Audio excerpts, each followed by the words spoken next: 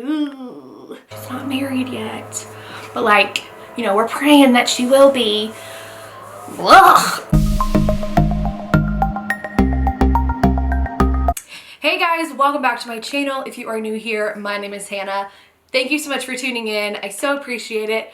Guys, today we are talking about everyone's favorite topic, my favorite / least favorite topic, dating. So today is going to be the first video of a whole series I am doing on dating. Today I'm going to be talking to you guys about why I am 25 years old, have never had a boyfriend, never had a serious relationship. Going to be kind of giving you guys a look into my personal life, kind of opening up a little bit about this whole thing that's been in my life, like this whole issue and struggle, and we'll get into it in a minute. But before we get started, I would love for you guys to hit that subscribe button. It means so much to me and it really helps me boost this channel and get more people to view it, so would love for you guys to hit that button. So as some of you know, I have a blog called thiswildamazinglife.com. I would love for you guys to check it out. Shameless plug right here. But also wanted to let you guys know that I do have a blog post on this topic that goes into a little bit more detail onto it, more than I'm gonna give today. So maybe go check that out if you have questions or anything like that. I don't know why I'm so nervous to make this video. It's sometimes easier to write out things that have happened in your life rather than talk about them. Is that English? Rather than talk about them, because this puts me in a very vulnerable position because it's like putting my story with my face and all of the above. So, but let's just jump into it. So I am 25 years old and I have been on maybe 6 dates, 7 in my entire life. So take that with what you will. So a little bit of a background on me and just like where I grew up and all of that, because I really feel like that seriously affects your dating life and all of that entails. So I grew up in a really small town in the Texas Hill Country. I went to a very small private Christian school where I graduated with a class of 13. Just let that sink in for a minute. So the public high school in my town had an average graduating class of like 200 something. So, I mean, I definitely was on the not weird end of the spectrum, but basically like my high school experience was not what normally happens in high school. You don't normally go to school with, you don't normally graduate with 13 people unless you're homeschooled. And I was not homeschooled. So when I was graduating, I think my small town had a population of around 12,000 people. So, I mean, it's tiny. There's not a lot of people there anyways. So, especially when you like factor in like all the demographics, it's like how many people of that population are actually going to be in high school. It's small. So I will say, while it might sound crazy that I graduated with 13 people, I absolutely loved it. I think it was such a special experience, and those people are people that I am close to today. You know, we're actually getting together at Christmas. Like, it's just a really cool way to go through high school with such a small amount of people. Granted, there are cons to it as well. Growing up, I switched schools a lot. Don't need to get into that, I just did. And basically, like, I remember being in elementary school and having like boys I liked, obviously, and then nothing would come of it because I was in the 5th grade, so duh. And then move on to middle school, and I went to another very small private school where just didn't like anybody. I feel like some people are mostly like, my first boyfriend was when I was in like the 5th grade or like the 7th grade or whatever, and I just didn't have that, and honestly, it was great. I am so glad I wasn't one of those girls that did that. I just had a really solid community of like friends when I was growing up, and dating, I feel like dating just kind of went over our heads. And then go into high school, and I'll talk about this a lot in my blog posts, but basically this new school that I went to, the one I graduated from, the classes were harder, the academics were a lot harder. It was just way different than what I had gone to previously. And so I remember like very clearly recognizing that the boys at my high school were very cute and were a lot cuter than what I had gone to middle school and elementary school with. So that was kind of a shock right off the bat. I was like, there's so many cute boys. And you might be like, you graduated with 13 people, how many could there have been? There were a good amount, you know? don't judge. You know, I think the thing is though, when you're going to such a small school like that and you live in a small town, everybody knows your business. And like, you hear that, and if you're not from a small town, you're probably like, oh, I bet that's not true. No, it's true. I feel like I'm rambling. Let me tie this all together. So in high school, I had several crushes, as one does. And the thing about high school was that I really became a bro, as some would say. I really got along with guys better than girls, and so I did have a solid group of girlfriends, but the guys were the ones I hung out with. Two of my best friends in high school were guys. Like, they went on family trips with us, like, they were my best friends. And so I think that kind of made high school a little tricky in the sense of dating, because I don't know if I set myself up to even be viewed as someone that could be dated, if that makes sense. And some of you will get this if you've ever been in a situation like this where you're like the only girl in a group of guys. And like, I remember consciously being like, okay, how do I break out of this? Like, how do I break out of this mold of like being the friend? Sorry guys, if you can hear background noise, I just realized if they're doing the like lawn work outside of my apartment. So anyways, I was a bro in high school, or as one of my good friends, he called me a bra, not realizing what he was saying. So yeah, a lot of my high school was spent being friends with guys, and while I'm friends with these guys, I'm also secretly pining after them because I was 15, they were cute, you know. The only time I ever had a guy interested in me in high school, he went to a different school, he was a little older. It literally had like the shelf life of like a fly. Like, it was just like, nothing even really happened. So that guy showed interest in me, and then I like spazzed out, and then that kind of went away.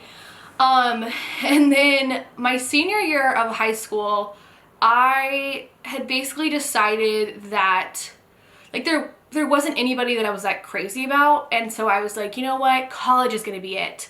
College is where I'm gonna find a man and like all this stuff. And I think if I think back on it really like retrospectively, I don't even know if I guess I wanted to date because I wanted to have the experience.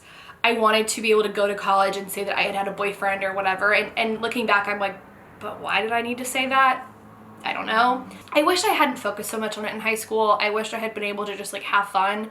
But I think there was there was always this like maybe, like what if, you know, liking guys and being like, okay, like what if they don't see me as a friend anymore, and all of that. So I really think looking back on high school, God was really protecting my heart and keeping me single and keeping me as a friend with the guys and not dating them. I think I'm really thankful for that now. Like, there was a time where I was really embarrassed by it. I was embarrassed that like, you know, I didn't have a boyfriend. And on a side note, every summer I went to an all-girl summer camp.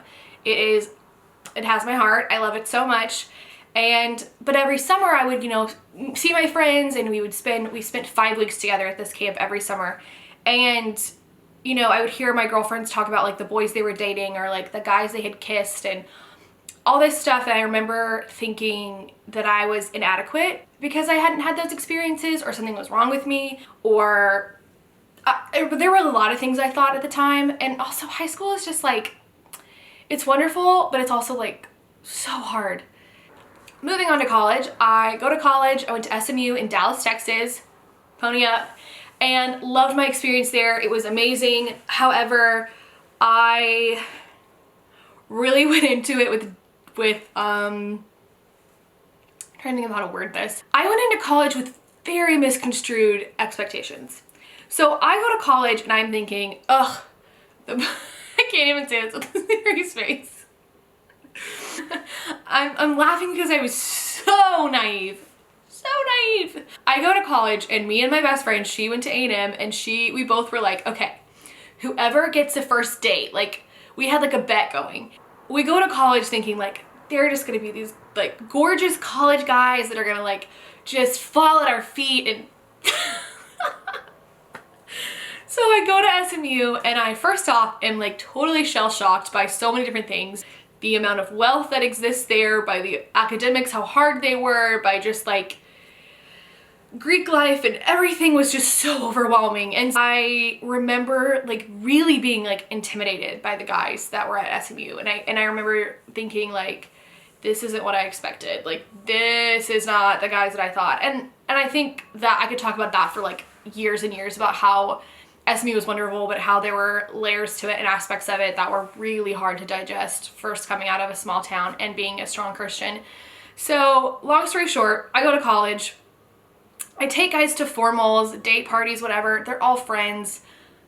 It's funny, recently I was at dinner with two girls that I went to school with, and they're two of my really good friends, and we were all kind of joking because they were talking about my blog post that I have already mentioned and plugged shamelessly. And my old roommate, she said, you really didn't like that many people in college? And I just said, not really. You know, nobody really was at the, I'm trying to think of how to say this. Nobody really came to the level that I was hoping for. That's kind of harsh. Looking back at college, I went on kind of a date my senior year, if you would call it that. I really pursued this guy. I just thought he was being stupid and wasn't pursuing me. Turned out to be a total waste of my time, and he really was lower than the expectations that I had put in place. You guys, on a side note, I swear that they do lawn care outside of my apartment every freaking day, and it drives me insane. Okay, sorry for that moment. So yeah, I go through college and nothing happens. So move on to our 20s. And I moved to Birmingham, Alabama right after college for a job, and I remember having so many friends be like, you're just gonna meet a Southern gentleman and you're just gonna fall in love. And so that has not happened, and it did not happen. What I realized when I went to Alabama is that I don't even know how to put this into words. Let's just say, I don't know how to say this. There is a certain kind of guy that lives in Alabama, and I'm not attracted to him in any sense of the word. They all dress alike. They only care about Alabama and Auburn. I care this much. And I don't want to generalize every guy. I have some really good guy friends I met in Birmingham that were wonderful people, and they did not care about football, and they, you know, didn't wear golf polos every single freaking day. Anyways, so I started online dating when I was in Birmingham, and kind of did it on and off. I had some girlfriends who were single, and we were all kind of like, let's just do it together. Let's just see how this goes, because we had moved, a group of us had moved to Birmingham to work, and we didn't know anybody, and so we were just like, let's just do it. And I lived in Birmingham for about 2.5 years. And in that time, I went on 5 dates, and all of these dates were from Bumble, dating app. And I just want to preface this with that my next video in this series is going to be about online dating and why I think it is the absolute worst. And I have really tried hard to like it, and have really tried hard to be like, this is great. I just really struggle with it. There are so many levels to it that I think are unnatural, and you know, people are like, well, that's just how you meet people nowadays. And I totally agree with you. It is a way for people to meet people, but there are also so many things about it that are just so not okay. I'm kind of, you know, giving you a little preview into that video, which will be the next part of this series, hopefully coming out at the end of this week or next. So back to my story real quick, and I promise you guys, I am not gonna make this video 40 minutes long. It's hard to not talk about your life and like make it this whole thing, because there are just so many details and so many discrepancies and just all this stuff that like I want to tell you about, but also like this video would be 40 minutes long if I did tell you about every single thing. So I went on dates in Birmingham, and all the guys were very nice. They all fell flat. It was just like, whoa. And I hate saying that, because it was not easy to go through all of that, because you just have so much hope and you build it up in your head, and then it just goes. And basically my friends started to tell me that I'm too picky. I think that's true, but also false. I think every girl out there, every person out there has a mental image of what they want their partner to be. I think for me, you know, the things I want, I don't think are that hard to attain. What I'm trying to say is I might be picky, yes. So sue me. I deserve to be picky. I have never been a kind of girl who, like you guys probably have already picked up on from my whole story, I have never been a kind of girl who's just gonna date somebody to date somebody. I will date you if I think that it could go somewhere, if I like you. That's actually like number one, if I like you.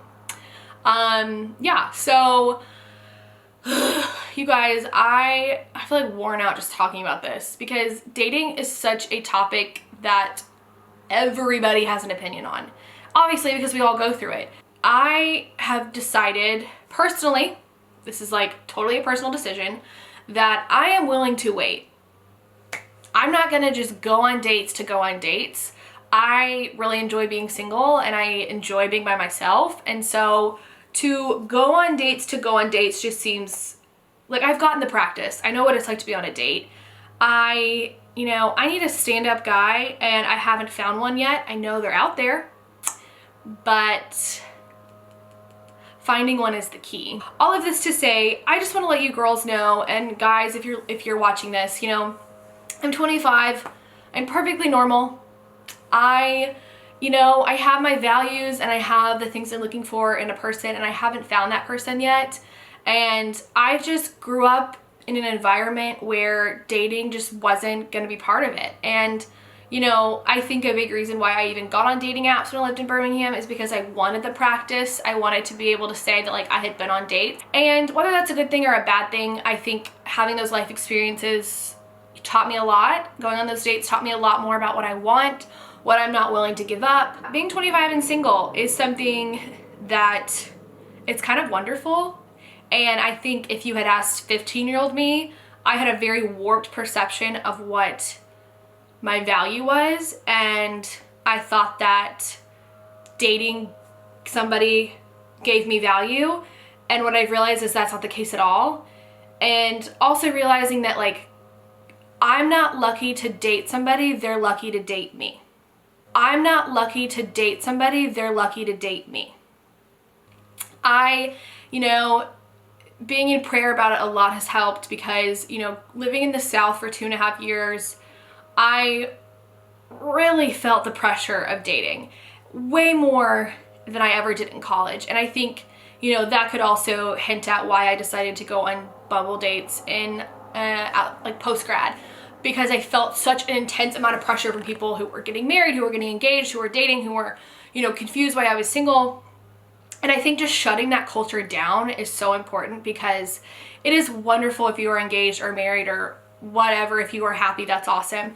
I think the putting pressure on others to live up to that is just unfair. I know wonderful, amazing women who haven't gotten married until they were in their 30s, and they are thriving.